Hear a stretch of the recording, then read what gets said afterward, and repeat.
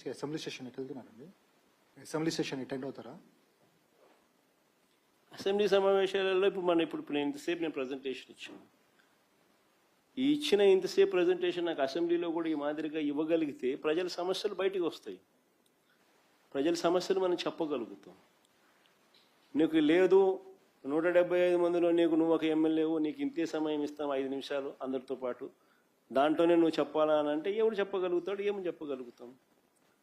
నేను ఇంతసేపు ప్రజెంటేషన్ ఇస్తే 3 టాపిక్ల మీద మీకు పూర్తి అవగాహన ఇచ్చిన. ఇంతసేపు మీరు నాకు అవకాశం ఇచ్చితే మరి లీడర్ ఆఫ్ ది అపోజిషన్ అనే వ్యక్తి మాట్లాడినప్పుడు సమగ్రంగా తాను మాట్లాడే అవకాశము, పరిస్థితులు అసెంబ్లీలో స్పీకర్ ఇవ్వాల్సిన ధర్మం స్పీకర్కు ఉంది. ఉన్నది ఒకే ఒక్క పార్టీ, ప్రతిపక్ష పార్టీ. కనీసం మల్టిపుల్ పార్టీస్ అన్న అపోజిషన్లో ఉన్నాయంటే అది లేదు. ఉన్నది ఒకే ఒక్క పార్టీ, ప్రతిపక్షం. ఆ పార్టీని కూడా నువ్వు ప్రతిపక్షం అనడంలా. ఆ పార్టీ నువ్వు ప్రతిపక్షం ఎందుకు అనడంలా?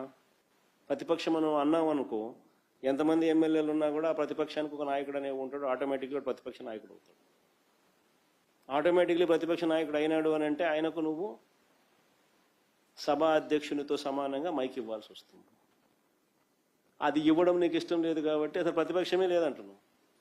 అసలు ప్రతిపక్షమే గుర్తింపు ఇవ్వని అంటున్నావు.